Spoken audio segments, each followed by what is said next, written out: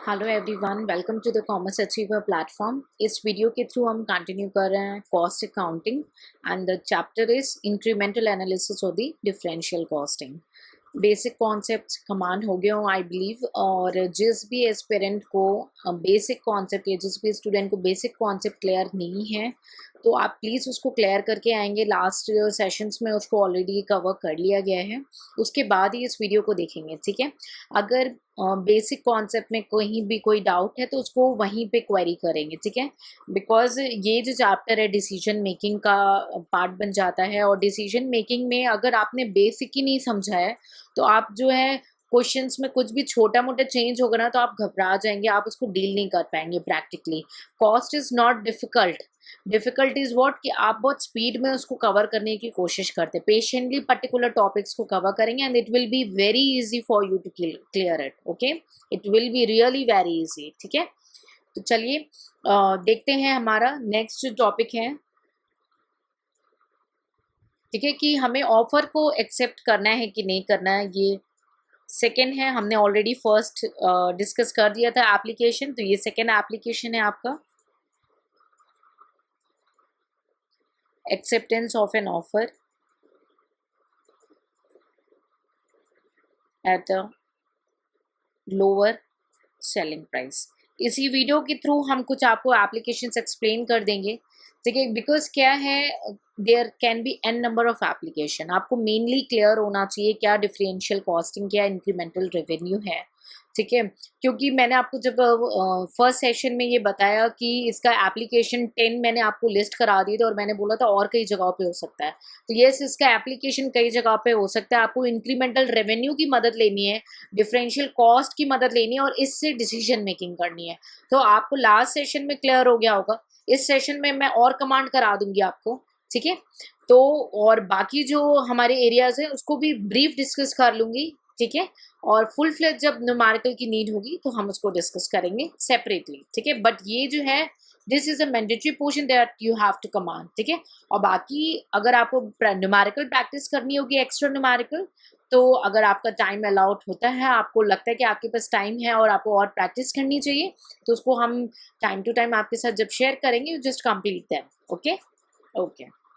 तो ये जो सिचुएशन है कि आपको एक लोअर सेलिंग प्राइस है, कई बार क्या है आपकी प्रोडक्शन की जो कैपेसिटी है ना वो बढ़ सकती है। आपके पास इतना है कि आपका आपका प्रोडक्शन जो है फुली नहीं हो रहा, आपके मशीन या आपके मैन मटेरियल फुली यूज नहीं हो रहा है, तो कैपेसिटी आपकी इंक्रीज हो रही है, बट सामने वाला ये ऑफर दे रहा है कि मैं आपका सारा माल उठा लूंगा बट रेट कम दूंगा, ठीक है। So I give a small less selling price और lower selling price, but I take what your complete production capacity, पूरा मटेरियल ले लेना है, ठीक है। सो इस केस में कैसे डिसीजन मेकिंग करनी है, थ्योरेटिकली उसके कुछ स्टेप्स को देख लेते हैं and then will go with the numerical और द एग्जांपल, ठीक है। ठीक है, स्टेप क्या है, सबसे पहले आपको डिफरेंशियल कॉस्ट कैलकुलेट करना है। कैसे होगा डिफरेंशियल कॉस्ट कैलकुलेट करना, ऑब्वियसली आपके पास नया कोई ऑफर आया है, तो आप नया ऑफर में आपका कितना कॉस्ट लग रहा है, उस कैपेसिटी पे कितना खर्चा लग रहा है वो निकालोगे, और उसको जो प्रेजेंट में आपका है उससे माइनस कर दोगे, तो कॉस्ट का डिफरेंस आएगा ना, कॉस्ट का कंपैरिजन करेंगे ना कॉस्ट के डिफरेंस के लिए, है ना। ये मिस्टेक नहीं करते ना, कई बार स्टूडेंट क्या है कॉस्ट का कंपैरिजन नहीं करते, रेवेन्यू का कंपैरिजन कर बैठते हैं। कॉस्ट का कंपैरिजन करना है तभी तो डिफरेंशियल कॉस्ट आएगा, ठीक है।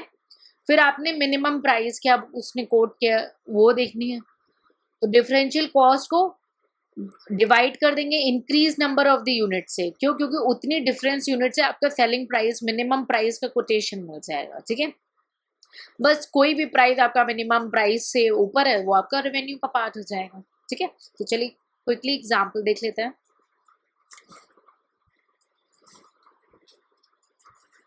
सपोज करो अभी जो इंडस्ट्री जो फॉर्म है उसका जो फैक्ट्री में काम चल रहा है वो 90% कैपेसिटी में चल रहा है, ठीक है। वो मतलब फुली जो है प्रोड्यूस नहीं कर पा रही है, ठीक है। तो 90% कैपेसिटी में वो कितना यूनिट प्रोड्यूस कर रही है, 13,500 यूनिट्स वो प्रोड्यूस कर रही है, ठीक है।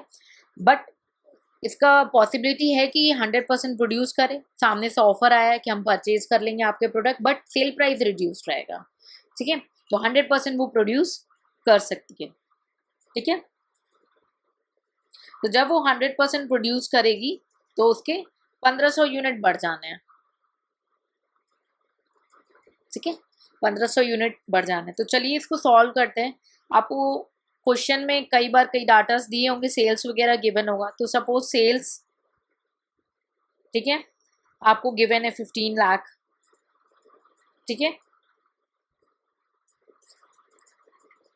तो आपको क्योंकि रेवेन्यू भी कैलकुलेट करना है और डिफरेंशियल कॉस्ट भी निकालना है, राइट। तो आपने सबसे पहले तो कॉस्ट अगर हम कैलकुलेट करें, बिफोर गोइंग दिस, सबसे पहले अगर हमने कॉस्ट को पूरा कैलकुलेट करना है तो आपको सारे कॉस्ट को टोटल कर लेना है, ठीक है। फॉर एग्जांपल आपका मटेरियल है, लेबर है, मैं लिख देती हूँ एक बार, मटेरियल हो गया, आपका लेबर हो गया, ठीक है, या अदर कोई वेरिएबल एक्सपेंसेस हैं आपका फिक्स्ड एक्सपेंस है कोई, ठीक है। इसको टोटल कर लेंगे तो आपको टोटल कॉस्ट मिल जाएगी और दोनों कैपेसिटी पे कैलकुलेट होगा। 90% कैपेसिटी पे भी टोटल कॉस्ट करेंगे आप और 100% कैपेसिटी पे भी टोटल कॉस्ट आप कैलकुलेट कर लेंगे। फिर दोनों का जब आपने टोटल कॉस्ट, कई बार एग्जाम में आपको पूरा पूरा दिया ही होगा, कई बार आपको खुद से बोलेगा कि कैलकुलेट करो टोटल कॉस्ट, है ना। सो आपने दोनों की टोटल कॉस्ट कैलकुलेट कर लेनी है, ठीक है। इसको एक बार हटा देते हैं, ठीक है।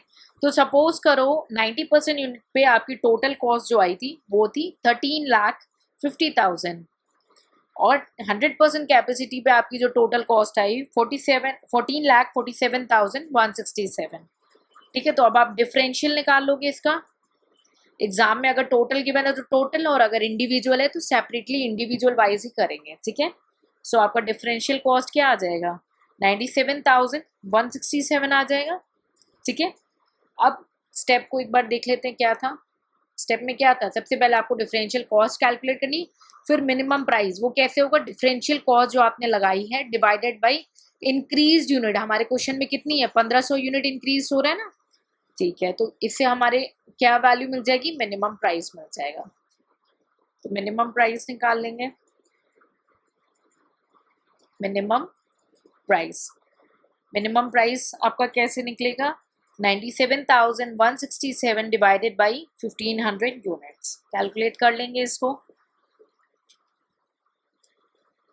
ठीक, क्या आ रहा है ये 64.78 रुपीज पर यूनिट, ठीक है। तो ये जो मिनिमम प्राइस है, ठीक है, यहाँ पे कोई एडिशनल प्रॉफिट नहीं हो रहा है आपका, ठीक है। इसके अबव अगर ऑर्गेनाइजेशन और फॉर्म एक्सेप्ट करती है, इस मिनिमम प्राइस के अबव अगर एक्सेप्टेबल है, ठीक है, तब ये माना जाएगा कि आपको फॉर्म को प्रॉफिट हो रहा है, ठीक है। सो मिनिमम प्राइस तो फॉर्म को ये रखना ही रखना है, नहीं तो उसे नुकसान हो जाना है, ठीक है। तो मिनिमम प्राइस ये एक्सेप्टेबल भी तभी होगा जब अदर फैक्टर्स को देखेंगे। तो अदर भी बहुत सारे फैक्टर्स हो सकते हैं, लाइक कि कोई एक्सपोर्ट वगैरह के चार्जेस नहीं हो, कोई ट्रांसपोर्टेशन के कॉस्ट नहीं हो, ठीक है, और जो सरप्लस कैपेसिटी यूज्ड हो रहा है ये 10%, ठीक है, ये जो यूटिलाइज्ड हो रहा है, ठीक है, इसका केवल यही ऑप्शन बचा है, कहीं और इसका कोई और प्रॉफिटेबल ऑप्शन नहीं बचा है। ये नहीं कि ये 10% कहीं और यूज करते तो आपको कहीं और बेनिफिट मिल जाता, ऐसा कुछ ऑप्शन ही नहीं था, आपके पास कोई ऑप्शन नहीं बचा था, इसलिए आपने इसको यूज करना है। आपको कोई ट्रांसपोर्टेशन के खर्चे नहीं, कोई एक्सपोर्ट के खर्चे नहीं उठाना है, ठीक है। तो आपके लिए मिनिमम कॉस्ट आप क्या पुट कर सकते हैं, 64.78 पर यूनिट, ठीक है। मिनिमम प्राइस आपका क्या होगा, 64.78 पर यूनिट, जहाँ पे आपके सारे प्रोडक्शन कैपेसिटी यूज हो जाएगी, सारा मटेरियल यूज हो जाएगा, वो पड़े पड़े खराब नहीं होगा, आपका सारा कुछ यूज हो जाना है ना। और क्या होगा, आपको मिनिमम 64.78 पे आपका कॉस्ट मीट आउट हो जाएगा, आपको प्रॉफिट नहीं होगा बट आपका मिनिमम प्राइस मीट आउट हो जाएगा, ठीक है। So it is advisable for the firm to accept at the minimum price of 64.78 per unit, ठीक है। However, it doesn't guarantee the profit to the firm, but it will take the 100% capacity of the organization production capacity, ठीक है। So I hope आपको ये पूरा clear हो गया हो कि हम कैसे डिफरेंशियल कॉस्टिंग के बेसिस पे डिफरेंट तरीके पे डिफरेंट सिचुएशन पे डिसीजन मेकिंग करते हैं, ठीक है। तो एप्लीकेशन जो है ना, मैं कह रही हूँ बार बार आपको समझा रही हूँ, बहुत तरीके के हो सकते हैं, ठीक है। आपको मेन कॉन्सेप्ट क्लियर होना चाहिए कि इंक्रीमेंटल रेवेन्यू और डिफरेंशियल कॉस्ट क्या होता है, ठीक है। तो अब मैं आपको एक, या तो मैं नेक्स्ट सेशन एक कंडक्ट कर दूंगी जहाँ पे मैं सारे अदर एप्लीकेशन मेथड को एक ब्रीफ में डिस्कस कर लूँगी, ठीक है। और इसको सेपरेट कर देती हूँ ताकि आप इसको यहीं पे रिवाइज कर जाएं, ठीक है। और नेक्स्ट जो एक लास्ट सेशन में एक ब्रीफ आइडिया आपको शेयर कर दूंगी, बिकॉज आपको ये पता ना होना चाहिए कि मेनली इंक्रीमेंटल रेवेन्यू क्या है, डिफरेंशियल कॉस्ट क्या है, और कैसे उनकी मदद से हम डिसीजन मेकिंग कर सकते हैं, क्योंकि आपको पता है डिसीजन मेकिंग की कोई लिमिट नहीं है, ठीक है।